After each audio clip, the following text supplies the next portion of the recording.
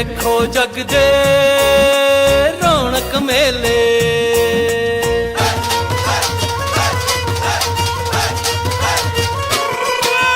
ਵੇਖੋ ਜਗ ਦੇ ਰੌਣਕ ਮੇਲੇ।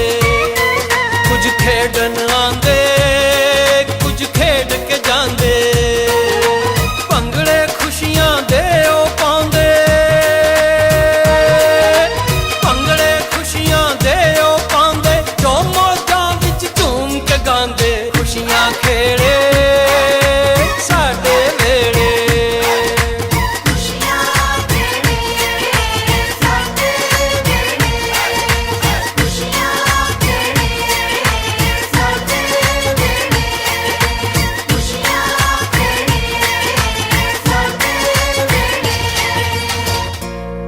ਸਤਿ ਸ਼੍ਰੀ ਅਕਾਲ, ਓਮ ਸ਼ਾਂਤੀ ਦੋਸਤੋ। ਮੈਂ ਸਤਨਾਮ ਕੌਰ ਇੱਕ ਵਾਰ ਫਿਰ ਲੈ ਕੇ ਆਈ ਹਾਂ ਤੁਹਾਡਾ ਆਪਣਾ ਪ੍ਰੋਗਰਾਮ ਜਿਹਦਾ ਨਾਂ ਹੈ ਖੁਸ਼ੀਆਂ ਖੇੜੇ ਸਾਡੇ ਵੇੜੇ।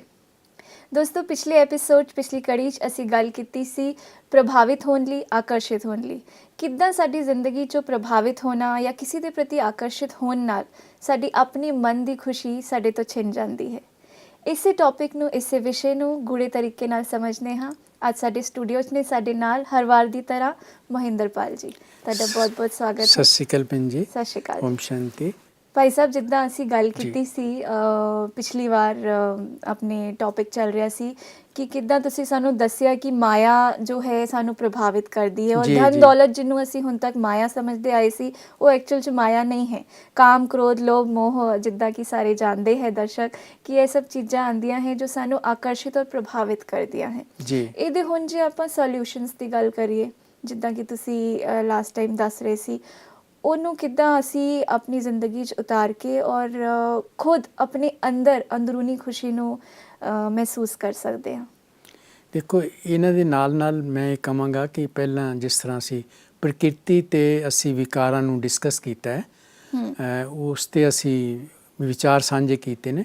ਹਾਂਜੀ। ਤੇ ਇਸ ਦੇ ਨਾਲ ਨਾਲ ਸਾਡੀਆਂ ਜਿਹੜੀਆਂ ਇੰਦਰੀਆਂ ਹੈ, ਪਹਿਲਾਂ ਇਹਨਾਂ ਨੂੰ ਸਮਝਣਾ ਪਏਗਾ ਸਾਡੀ ਖੁਸ਼ੀ ਕਿੱਥੇ ਖਤਮ ਹੁੰਦੀ ਹੈ। ਇੰਦਰੀਆਂ ਜਿਹੜੀਆਂ ਬਹੁਤ ਵੱਡਾ ਪਾਰਟ ਪਲੇ ਕਰਦੀਆਂ, ਰੋਲ ਅਦਾ ਕਰਦੀਆਂ ਸਾਡੀ ਖੁਸ਼ੀ ਨੂੰ ਖਤਮ ਕਰਨ ਵਾਸਤੇ। ਜਿਸ ਤਰ੍ਹਾਂ ਤੁਸੀਂ ਕਹਾਂਗੇ ਕਿ ਅਸੀਂ, ਜਿਸ ਤਰ੍ਹਾਂ ਸਾਡਾ ਨੱਕ ਹੈ, ਸਾਡਾ ਕੰਨ ਨੇ, ਸਾਡੀ ਜੀਭ ਹੈ, ਜਾਂ ਸਾਡੀ ਤਵਚਾ ਹੈ, ਜਾਂ ਸਾਡੇ ਸ਼ਬਦ ਨੇ, ਇਹ ਜ਼ਰੂਰ ਇਹ ਸਾਡੀ ਖੁਸ਼ੀ ਨੂੰ ਖਤਮ ਕਰਨ ਦੇ ਵਿੱਚ ਬਹੁਤ ਵੱਡਾ ਰੋਲ ਅਦਾ ਕਰਦੇ ਨੇ।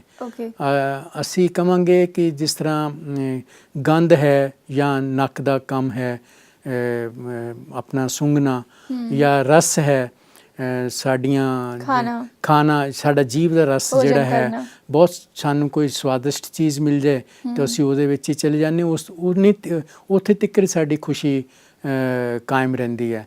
ਔਰ ਉਸ ਤੋਂ ਬਾਅਦ ਤੁਸੀਂ ਦੇਖ ਲਓ, ਕੰਨ ਦੇ ਵਿੱਚ ਸਾਨੂੰ ਕੋਈ ਬਹੁਤ ਚੰਗਾ ਸੰਗੀਤ ਮਿਲ ਜਾਏ ਸੁਣਨ ਵਾਸਤੇ, ਸਾਡਾ ਬਹੁਤ ਇੰਟਰਸਟ ਰਹਿੰਦਾ ਹੈ, ਔਰ ਹੋਣਾ ਵੀ ਚਾਹੀਦਾ ਹੈ। ਅਤੇ ਬਹੁਤ, ਕਿਉਂਕਿ ਚੰਗੀਆਂ ਗੱਲਾਂ ਜਾਂ ਚੰਗਾ ਸੰਗੀਤ ਸੁਣਨਾ ਤਾਂ ਜ਼ਰੂਰੀ ਹੈ। ਉਸ ਦੇ ਪ੍ਰਭਾਵ ਦੇ ਵਿੱਚ ਰਹਿਣਾ ਬਹੁਤ ਸਾਡੀ ਆਤਮਾ ਨੂੰ ਤ੍ਰਿਪਤੀ ਦਿੰਦਾ ਹੈ, ਸਾਨੂੰ ਸੰਤੋਖ ਮਿਲਦਾ ਹੈ। ਇਸੇ ਤਰ੍ਹਾਂ ਅੱਖਾਂ ਹੈ ਸਾਡੀਆਂ, ਤੁਸੀਂ ਪ੍ਰਕਿਰਤੀ ਦੇ ਨਜ਼ਾਰੇ ਦੇਖਦੇ ਹੋ, ਇੱਧਰ ਉੱਧਰ ਜਾਂਦੇ ਹੋ ਸੈਰ ਸਪਾਟੇ ਵਾਸਤੇ, ਪਰ ਫਿਰ ਵੀ ਥੱਕ ਟੁੱਟ ਕੇ ਵਾਪਸ ਆ ਜਾਂਦੇ ਹੋ। ਇਸੇ ਤਰ੍ਹਾਂ ਇਹ ਜਿੰਨੇ ਵੀ 5 ਸਾਡੀਆਂ ਕਰਮ ਇੰਦਰੀਆਂ ਹੈਗੀਆਂ, ਇਹ ਬਹੁਤ ਥੋੜ੍ਹੇ ਕਾਲ ਵਾਸਤੇ ਸਾਨੂੰ ਖੁਸ਼ੀਆਂ ਦਿੰਦੀਆਂ। ਅਤੇ ਜ਼ਰੂਰ ਅਸੀਂ ਇਸਦੇ ਗੁਲਾਮ ਬਣੇ ਹੋਏ ਹਾਂ, ਪਰ ਉਹ ਜਿਹੜੀ ਚੀਜ਼ ਸਾਡੀ ਗੁਲਾਮ ਬਣੀ ਹੈ, ਪਹਿਲਾਂ ਉਹਨੂੰ ਤੁਸੀਂ ਜ਼ਰੂਰ ਪਹਿਚਾਨਣਾ ਪਏਗਾ, ਉਹਨੂੰ ਰਿਅਲਾਈਜ਼ ਕਰਨਾ ਪਏਗਾ ਉਹ ਕਿਹੜੀ ਚੀਜ਼ ਹੈਗੀ ਹੈ। ਮੈਂ ਕਹਾਂਗਾ ਕਿ ਇਹੋ ਜਿਹਾ ਆਵਰਨ ਹੈ, ਜਾਂ ਤੁਸੀਂ ਇਹੋ ਜਿਹੇ ਤਰੀਕੇ ਨੂੰ ਕਹਿ ਲਓ, ਤੁਸੀਂ ਕੋਈ ਹੋਰ ਤਰੀਕਾ, ਮਤਲਬ ਤੁਸੀਂ ਦੇਖੋ ਸਾਡੀ ਜੀਵਨ ਯਾਤਰਾ 'ਚ ਅਸੀਂ ਬਹੁਤ ਸੱਚੇ ਰਸਤੇ ਲੱਭਣ ਵਾਸਤੇ ਬਹੁਤ ਸਾਰੇ ਪ੍ਰਾਣੀ ਜਿਹੜੇ ਉਹ ਪ੍ਰਯਤਨਸ਼ੀਲ ਨੇ। ਸਾਰੇ ਨਹੀਂ ਹੈ ਨੇ, ਉਹ ਵਡਭਾਗੀ ਨੇ ਜਿਹੜੇ ਪ੍ਰਯਤਨਸ਼ੀਲ ਨੇ। ਅਸੀਂ ਉਹਨਾਂ ਨੂੰ ਐਪਰੀਸ਼ੀਏਟ ਜ਼ਰੂਰ ਕਰਾਂਗੇ, ਔਰ ਸਾਨੂੰ ਸੱਚੀ ਖੁਸ਼ੀ ਦੀ ਤਲਾਸ਼ ਦੇ ਵਿੱਚ ਰਹਿਣਾ ਵੀ ਚਾਹੀਦਾ ਹੈ। ਪਰ ਫਿਰ ਵੀ ਤੁਸੀਂ ਦੇਖੋ ਕਿ ਇੱਕ ਇਹੋ ਜਿਹੀ ਚੀਜ਼ ਹੈਗੀ ਹੈ, ਅਸੀਂ ਕਹਾਂਗੇ ਕਿ ਜਦੋਂ ਵੀ ਅਸੀਂ ਆਮ ਭਾਸ਼ਾ ਦੇ ਵਿੱਚ ਅਸੀਂ ਗੱਲਬਾਤ ਕਰਦੇ ਹਾਂ ਵੀ ਮੇਰਾ ਅੰਦਰੋਂ ਆਵਾਜ਼ ਨਹੀਂ ਆਉਂਦੀ, ਇਹ ਗੱਲ ਠੀਕ ਨਹੀਂ ਗੀ। ਹਾਂਜੀ। ਅਤੇ ਉਹਦਾ ਮਤਲਬ ਹੈ ਅਸੀਂ ਅੰਦਰ ਕੋਈ ਇਹੋ ਜਿਹੀ ਚੀਜ਼ ਹੈਗੀ ਹੈ, ਜਾਂ ਅਸੀਂ ਕਹਾਂਗੇ ਕਿ ਮੇਰੀ ਅੰਤਰ ਆਤਮਾ ਜਿਹੜੀ ਹੈ ਉਹ ਇਹਨੂੰ ਜਵਾਬ ਠੀਕ ਨਹੀਂ ਕਹਿੰਦੀ, ਠੀਕ ਨਹੀਂ ਲੱਗ ਰਿਹਾ ਜਾਂ ਮੈਨੂੰ ਹੁਣ ਅੰਦਰੋਂ। ਮੇਰੀ ਅੰਤਰਾਤਮਾ ਤੋਂ ਆਵਾਜ਼ ਆਈ ਹੈ ਕਿ ਇਹ ਬਿਲਕੁਲ ਠੀਕ ਹੈ, ਮੈਂ ਇਸੇ ਰਸਤੇ ਤੇ ਚੱਲਾਂਗਾ, ਚਾਹੇ ਉਹ ਗਲਤ ਹੈ ਜਾਂ ਠੀਕ ਹੈ। ਤੇ ਇਹਦਾ ਮਤਲਬ ਇਹ ਹੈ ਕਿ ਅੰਦਰ ਸਾਡੇ ਜਿਹੜੀ ਐਗਜ਼ਿਸਟੈਂਸ, ਸਾਡੀ ਐਕਚੁਅਲ ਐਗਜ਼ਿਸਟੈਂਸ ਹੈ, ਅਸੀਂ ਉਸ ਐਗਜ਼ਿਸਟੈਂਸ ਨੂੰ ਫੀਲ ਕਰਦੇ ਹਾਂ ਜਦੋਂ ਆਦਮੀ ਜਿਹਨੂੰ ਅਸੀਂ ਡੈਥ ਕਹਿੰਦੇ ਹਾਂ, ਮ੍ਰਿਤੂ ਕਹਿੰਦੇ ਹਾਂ, ਉਦੋਂ ਅਸੀਂ ਕਹਿੰਦੇ ਹਾਂ ਕਿ ਇਹਦੇ ਅੰਦਰੋਂ ਆਤਮਾ ਨਿਕਲ ਕੇ ਚਲੀ ਗਈ। ਸਾਰੀ ਜ਼ਿੰਦਗੀ ਸਾਡੀ ਬੀਤ ਜਾਂਦੀ ਹੈ, ਅਸੀਂ ਉਸ ਆਤਮਾ ਨੂੰ ਚੇਤੇ ਨਹੀਂ ਕਰਦੇ। ਸਾਡੀ ਕਿੰਨੀ ਬਦਕਿਸਮਤੀ ਮੈਂ ਕਹਾਂਗਾ ਕਿ ਅਗਰ ਅਸੀਂ ਜੀਂਦੇ ਜੀ ਜਿਸ ਤਰ੍ਹਾਂ ਅਸੀਂ ਕਹਿੰਦੇ ਹਾਂ ਕਿ ਕਿਸੇ ਨੇ ਬਹੁਤ ਮਹਾਂਪੁਰਖਾਂ ਦੇ ਪਾਏ ਪੂਰਨੇ ਤੇ ਨਹੀਂ ਕਦੀ ਵੀ ਚੱਲਦੇ। ਸਾਡਾ ਇਤਿਹਾਸ ਇਹ ਕਹਿੰਦਾ ਹੈ ਕਿ ਜਿੰਨੇ ਵੀ ਮਹਾਂਪੁਰਖ ਹੋਏ ਨੇ ਉਹ ਚਲੇ ਜਾਂਦੇ ਨੇ ਤੇ ਬਾਅਦ ਦੇ ਵਿੱਚ ਅਸੀਂ ਉਹਨਾਂ ਨੂੰ ਯਾਦ ਕਰਦੇ ਹਾਂ ਔਰ ਉਹਨਾਂ ਦੀ ਗੱਲਾਂ ਨੂੰ ਯਾਦ ਕਰਦੇ ਹਾਂ, ਫਿਰ ਸੋਚਦੇ ਹਾਂ ਕਿ ਹਾਂ ਉਹਨਾਂ ਨੇ ਕਿੰਨਾ ਅੱਛਾ ਕਿਹਾ ਸੀ, ਇਹ ਉਹਨਾਂ ਦੇ ਐਕਸ਼ਨਸ ਬਹੁਤ ਚੰਗੇ ਸੀ, ਸਮਾਜ ਵਾਸਤੇ ਬਹੁਤ ਚੰਗੇ ਸੀ। ਤੇ ਪਰ ਤੁਸੀਂ ਦੇਖ ਲਓ ਉਹਦਾ ਕਾਰਨ ਜਿਸ ਤਰ੍ਹਾਂ ਮੈਂ ਤੁਹਾਨੂੰ ਦੱਸਿਆ ਕਿ ਮਰਨ ਵੇਲੇ ਹੀ ਸਾਨੂੰ ਆਤਮਾ ਦੀ ਯਾਦ ਆਉਂਦੀ ਹੈ। ਅਸੀਂ ਕਹਿੰਦੇ ਰੂਹ ਨਿਕਲ ਗਈ ਹੈ, ਉਹ ਜਿਹੜੀ ਲਾਈਟ ਸੀ ਉਹ ਨਿਕਲ ਗਈ, ਜਿਹੜੀ ਸ਼ਕਤੀ ਸੀ ਉਹ ਪਤਾ ਨਹੀਂ ਕਿੱਥੇ ਚਲੀ ਗਈ, ਜਾਂ ਪਰਮਾਤਮਾ ਨੇ ਸਾਨੂੰ ਆਪਣੇ ਕੋਲ ਬੁਲਾ ਲਿਆ। ਅਸੀਂ ਉਸ ਵੇਲੇ ਕਹਿੰਦੇ ਹਾਂ। ਇਹ ਜਿਹੜੀ ਮੈਂ ਸਮਝਦਾ ਹਾਂ ਕਿ ਇਹ ਜਿਹੜਾ ਪੁਆਇੰਟ ਹੈ, ਇਹ ਜਿਹੜਾ ਬਿੰਦੂ ਜਿਹੜਾ ਮੈਂ ਤੁਹਾਨੂੰ ਕਿਹਾ ਕਿੰਨਾ ਚੰਗਾ ਹੋਵੇ, ਸਾਡੀ ਕਿੰਨੀ ਅੱਛੀ ਕਿਸਮਤ ਹੋਵੇ ਕਿ ਅਸੀਂ ਉਹਨੂੰ ਜੀਂਦੇ ਜੀ ਹੀ ਅਸੀਂ ਉਹਨੂੰ ਯਾਦ ਕਰੀਏ। ਕਿ ਦੇਖੋ ਤੁਸੀਂ ਅਸੀਂ ਕਹਿੰਦੇ ਵੀ ਹੈ ਕਿ ਇਨਸਾਨ ਦਾ ਕੋਈ ਭਰੋਸਾ ਨਹੀਂ, ਇਹੋ ਜਿਹਾ ਸਮੇਂ, ਇਹੋ ਜਿਹਾ ਸੈਕਿੰਡ ਆਉਂਦਾ ਹੈ, ਅਚਾਨਕ ਕੁਛ ਨਾ ਕੁਛ ਹੋ ਜਾਂਦਾ ਹੈ, ਕੁਛ ਨਾ ਕੁਛ ਹੋ ਜਾਂਦਾ। ਬਿਲਕੁਲ। ਔਰ ਇਹ ਚੀਜ਼ਾਂ ਜਿਹੜੀਆਂ ਬਿਲਕੁਲ ਹਾਰਡ ਫੈਕਟ ਨੇ, ਸੱਚਾਈ ਨੇ, ਐਕਚੁਅਲੀ ਹੀ ਸੱਤੇ ਹੈ। ਔਰ ਅਸੀਂ ਇਸ ਸੱਤੇ ਨੂੰ ਭੁੱਲ ਕੇ ਅਸੀਂ ਕਿੰਨੇ ਮੈਂ ਦੇ ਝੂਠ, ਜਿੱਦਾਂ ਮੈਂ ਕਹਾਂਗਾ ਕਿ ਮੈਂ ਦੇ 1000 ਝੂਠ, 1000 ਨਾਂ ਨੇ, ਮੈਂ ਦੇ 1000 ਝੂਠ ਨੇ, 1000 ਰੂਪ ਨੇ, ਅਸੀਂ ਉਹਨੂੰ ਐਕਸਪਲੇਨ ਕਰ ਸਕਦੇ ਹਾਂ। ਬਚਪਨ ਤੋਂ ਲੈ ਕੇ ਜਿੱਦਾਂ ਬੱਚਾ ਪੈਦਾ ਹੁੰਦਾ ਹੈ, ਮਾਂ-ਬਾਪ ਦੇ ਗੋਦ ਦੇ ਵਿੱਚ ਖੇਡਦਾ ਹੈ, ਫਿਰ ਵੱਡਾ ਹੁੰਦਾ ਹੈ, ਉਹ ਮੈਂ ਉਹਦੀ ਨਾ ਬਦਲ ਜਾਂਦੀ ਹੈ। ਫਿਰ ਉਹ ਹੋਰ ਵੱਡਾ ਹੁੰਦਾ, ਸਕੂਲ ਦੇ ਵਿੱਚ ਜਾਂਦਾ ਹੈ, ਪੜ੍ਹਦਾ ਹੈ, ਉਹਦੀ ਮੈਂ ਹੋਰ ਚਲੇ ਜਾਂਦੀ ਹੈ। ਮੈਂ 10ਵੀਂ 'ਚ ਪੜ੍ਹ ਰਿਹਾ, ਮੈਂ 11ਵੀਂ 'ਚ ਪੜ੍ਹ ਰਿਹਾ, ਫਿਰ ਉਸ ਤੋਂ ਬਾਅਦ ਉਹਨੂੰ ਬਹੁਤ ਚੰਗੀ ਨੌਕਰੀ ਮਿਲ ਜਾਂਦੀ ਹੈ, ਉਹ ਆਪਣੀ ਪ੍ਰੋਫੈਸ਼ਨ ਦੇ ਵਿੱਚ ਚਲੇ ਜਾਂਦਾ, ਮੈਂ ਡਾਕਟਰ ਹਾਂ, ਮੈਂ ਵਕੀਲ ਹਾਂ। ਇਸ ਝੂਠੇ ਮੈਂ ਦੇ ਵਿੱਚ, ਕਿਉਂਕਿ ਪਰਿਵਰਤਨਸ਼ੀਲ ਹੈ, ਇਸ ਕਰਕੇ ਮੈਂ ਝੂਠ ਕਹਿ ਰਿਹਾ। ਉਸ ਸਮੇਂ ਵਾਸਤੇ ਉਹ ਠੀਕ ਸੀਗਾ ਪਰ ਸੱਤੇ ਨਹੀਂ ਸੀਗਾ। ਫਿਰ ਉਹ ਰਿਟਾਇਰਮੈਂਟ ਦੇ ਵਿੱਚ ਆ ਜਾਂਦਾ, ਫਿਰ ਬੁੱਢਾ ਹੋ ਜਾਂਦਾ ਹੈ, ਫਿਰ ਆਪਣੇ ਪੋਤਰੇ ਪੋਤਰੀਆਂ ਤੇ ਡਿਪੈਂਡੈਂਟ ਹੋ ਜਾਂਦਾ ਹੈ।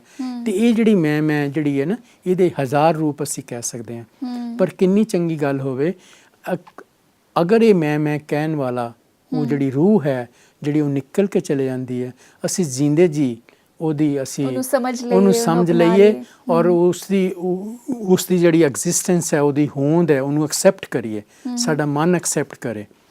ਤੇ ਇਹ ਜਿਹੜਾ ਤੁਸੀਂ ਦੇਖੋ ਕਿ ਅਸਲੀ ਸੁੱਖ ਮੈਂ ਕਹਾਂਗਾ ਕਿ ਅਗਰ ਆਤਮਿਕ ਸਾਨੂੰ ਸੁੱਖ ਹੈ, ਜਿੱਦਾਂ ਅਸੀਂ ਆਤਮਾ ਨੂੰ ਥੋੜ੍ਹਾ ਜਿਹਾ ਐਕਸਪਲੇਨ ਕਰਾਂਗਾ ਮੈਂ, ਕਿ ਆਤਮਾ ਜਿਹੜੀ ਸਤ ਚਿਤ ਆਨੰਦ ਸਰੂਪ ਹੈ, ਉਹ ਹਮੇਸ਼ਾ ਸਤ ਤੇ ਹੀ ਵਿਸ਼ਵਾਸ ਕਰਦੀ ਹੈ।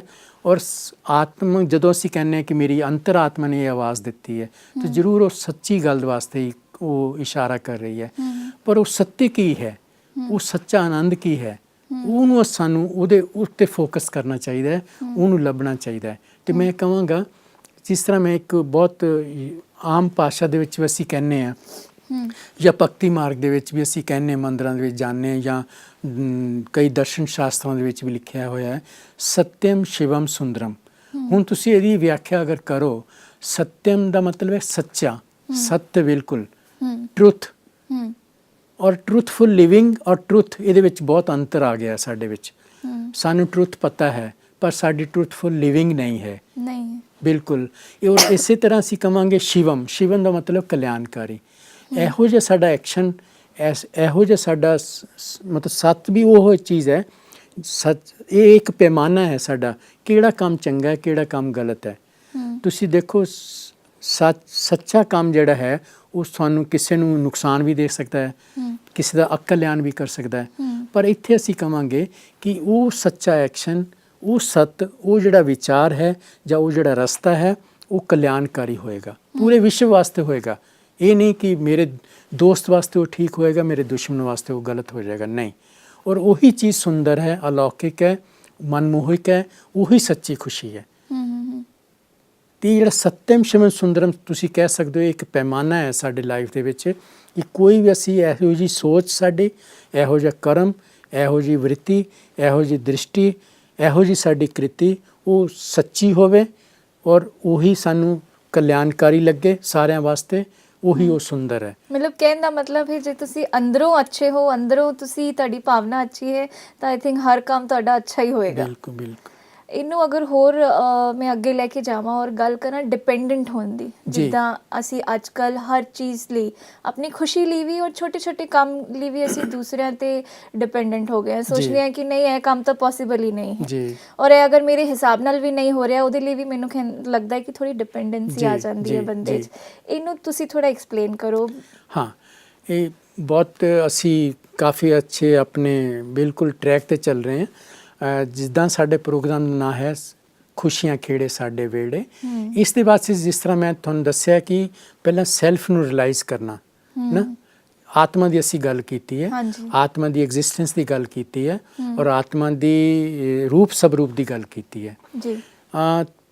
ਕਿੰਨਾ ਚੰਗਾ ਹੋਵੇ ਕਿ ਹਰ ਪਰਿਸਥਿਤੀ ਜਿਸ ਤਰ੍ਹਾਂ ਤੁਸੀਂ ਦੱਸਿਆ ਹੈ ਸਾਡੇ ਵਿੱਚ ਦਿਨ ਦੇ ਵਿੱਚ ਕਹਿ ਲਓ ਤੁਸੀਂ, ਸਾਡੀ ਜ਼ਿੰਦਗੀ ਦੇ ਵਿੱਚ ਬਹੁਤ ਸਾਰੀਆਂ ਪਰਿਸਥਿਤੀਆਂ ਆਉਂਦੀਆਂ ਕਿ ਉਸ ਪਰਿਸਥਿਤੀ ਦੇ ਵਿੱਚ ਰਹਿ ਕੇ ਤੁਸੀਂ ਸਵਸਥਿਤੀ ਦੇ ਵਿੱਚ ਰਹੇ ਹੋ, ਇਹ ਸਾਨੂੰ ਸੋਚਣਾ ਪਏਗਾ। ਜਿਸ ਤਰ੍ਹਾਂ ਮੈਂ ਤੁਹਾਨੂੰ ਪਹਿਲਾਂ ਹੀ ਦੱਸਿਆ ਕਿ ਸਿਰਫ ਮਰਨ ਵੇਲੇ ਹੀ ਜਦੋਂ ਅਸੀਂ ਸਰੀਰ ਛੱਡਣਾ ਹੈ ਜਾਂ ਅਸੀਂ ਜਿਸ ਚੀਜ਼ ਨਾਲ, ਜਿਸ ਡਾਲੀ ਤੇ ਅਸੀਂ ਬੈਠੇ ਸੀਗੇ ਉਸ ਡਾਲੀ ਤੋਂ ਉੜਨਾ ਹੈ, ਉਸ ਵੇਲੇ ਅਸੀਂ ਸੋਚਦੇ ਹਾਂ ਕਿ ਮੈਂ ਉੜ ਵੀ ਸਕਦਾ ਹਾਂ।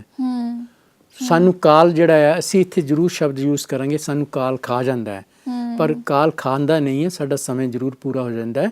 ਔਰ ਖਾਣਾ ਇਸ ਕਰਕੇ ਕਹਿੰਦੇ ਆ ਕਿ ਅਸੀਂ ਜ਼ਿੰਦਗੀ ਦੇ ਵਿੱਚ ਤਾਂ ਕੁਝ ਕੀਤਾ ਨਹੀਂ ਹੈ, ਆਪਣੇ ਆਪ ਨੂੰ ਰਿਅਲਾਈਜ਼ ਨਹੀਂ ਕੀਤਾ, ਸੈਲਫ ਦੀ ਅਸੀਂ ਸੈਲਫ ਦੀ ਖੁਸ਼ੀ ਵਾਸਤੇ, ਰੂਹ ਦੀ ਖੁਸ਼ੀ ਵਾਸਤੇ ਅਸੀਂ ਕੁਝ ਅਸੀਂ ਉਹਨੂੰ ਪਛਾਣਿਆ ਵੀ ਨਹੀਂ, ਅਸੀਂ ਉਹਨੂੰ ਜਾਣਿਆ ਵੀ ਨਹੀਂ, ਅਸੀਂ ਉਹਨੂੰ ਅਨੁਭਵ ਵੀ ਨਹੀਂ ਕੀਤਾ।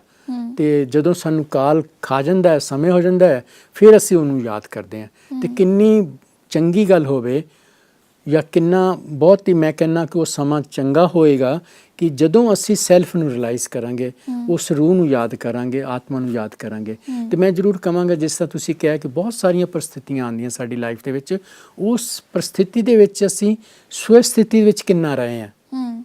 ਸਾਡੀ ਦੇਖੋ ਪਰਿਸਥਿਤੀਆਂ ਨੂੰ ਮੈਂ ਇਸ ਤਰ੍ਹਾਂ ਕਹਿ ਸਕਦਾ ਹਾਂ ਕਿ ਕਹਿ ਲਓ ਤੁਸੀਂ ਆਰਥਿਕ ਦ੍ਰਿਸ਼ਟੀ ਨਾਲ ਸਾਡੀ ਪਰਿਸਥਿਤੀ ਬਣਦੀ ਹੈ, ਵਪਾਰ ਦੇ ਵਿੱਚ ਸਾਡੀ ਸਥਿਤੀ ਬਣਦੀ ਹੈ, ਜਾਂ ਤੁਸੀਂ ਕਹੋਗੇ ਪ੍ਰਸ਼ਾਸਨ ਦੇ ਵਿੱਚ ਅਸੀਂ ਆਉਂਦੇ ਹਾਂ ਜਾਂ ਪ੍ਰਸ਼ਾਸਨਿਕ ਤੌਰ ਤੇ ਸਾਡੀ ਸਥਿਤੀ ਕਿਸ ਤਰ੍ਹਾਂ ਪਰਿਸਥਿਤੀ ਬਣਦੀ ਹੈ, ਉਸ ਦੇ ਵਿੱਚ ਅਸੀਂ ਸੈਲਫ ਨੂੰ ਰਿਅਲਾਈਜ਼ ਕਰਕੇ ਸਵਸਥਿਤੀ 'ਚ ਰਹਿ ਕੇ ਤੁਸੀਂ ਵਿਚਰ ਰਹੇ ਹੋ।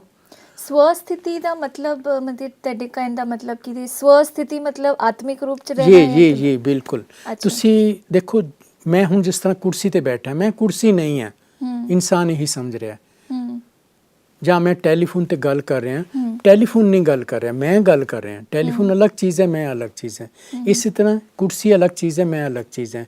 ਸਾਡੇ ਜਿਹੜੇ ਕੱਪੜੇ ਅਲੱਗ ਨੇ, ਅਸੀਂ ਸਰੀਰ ਪਾਉਂਦਾ, ਕੱਪੜੇ ਅਲੱਗ ਚੀਜ਼ ਨੇ, ਸਰੀਰ ਅਲੱਗ ਚੀਜ਼ ਹੈ। ਇਸੇ ਤਰ੍ਹਾਂ ਜਿਹੜੀ ਰੂਹ ਹੈ, ਆਤਮਾ ਹੈ, ਜਿਹੜੀ ਵਿਚਰ ਰਹੀ ਐਕਚੁਅਲੀ ਇੱਕ ਜਨਮ ਛੋੜ ਕੇ ਇੱਕ ਡਾਲੀ ਛੱਡ ਕੇ ਦੂਸਰੀ ਡਾਲੀ ਤੇ ਬੈਠ ਜਾਂਦੀ ਹੈ ਜਾ ਕੇ, ਇਹ ਆਤਮਾ ਹੈ, ਇਹ ਰੂਹ ਹੈ। ਅਸੀਂ ਇਸ ਆਤਮਾ ਨੂੰ ਪਹਿਚਾਨ ਕੇ ਅਨੁਭਵ ਕਰਦੇ ਹੋਏ ਹਰ ਪਰਿਸਥਿਤੀ ਦੇ ਵਿੱਚ ਵਿਚਰੀਏ। ਅਗਰ ਅਸੀਂ ਸਵਸਥਿਤੀ 'ਚ ਰਹਾਂਗੇ ਔਰ ਹਰ ਵੇਲੇ ਇਹ ਯਾਦ ਰੱਖਾਂਗੇ ਕਿ ਮੈਂ ਆਤਮਾ ਹਾਂ, ਮੈਂ ਸਰੀਰ ਨਹੀਂ ਹਾਂ, ਤੇ ਹਰ ਕੰਮ ਸੌਖਾ ਲੱਗੇਗਾ। ਬਿਲਕੁਲ ਇੰਨਾ ਸੌਖਾ ਲੱਗੇਗਾ, ਮੈਂ ਕਹਾਂਗਾ ਕਿ ਤੁਸੀਂ ਬਹੁਤ ਆਨੰਦ ਦੇ ਵਿੱਚ ਰਹਿ ਸਕਦੇ ਹੋ। ਜਿਹੜੀ ਤੁਸੀਂ ਸੱਚੀ ਖੁਸ਼ੀ ਦਾ ਵਿਸ਼ੇ ਉਠਾਇਆ ਸਾਨੂੰ ਮਿਲ ਸਕਦੀ ਹੈ, ਕਿਉਂਕਿ ਇਹਦੇ ਜੀ। ਇੱਕ ਹੋਰ ਗੱਲ ਮੈਂ ਇੱਥੇ ਪੁੱਛਾਂਗੀ, ਜਿੱਦਾਂ ਆਪਾਂ ਸੱਚੀ ਖੁਸ਼ੀ ਦੀ ਗੱਲ ਕੀਤੀ ਹੈ, ਤੇ ਸੱਚੀ ਖੁਸ਼ੀ ਜਿੱਦਾਂ ਮੈਂ ਹੁਣੇ ਥੋੜੀ ਦੇਰ ਪਹਿਲਾਂ ਵੀ ਪੁੱਛਿਆ ਕਿ ਡਿਪੈਂਡੈਂਟ ਹੋ ਗਈ ਹੈ ਖੁਸ਼ੀ।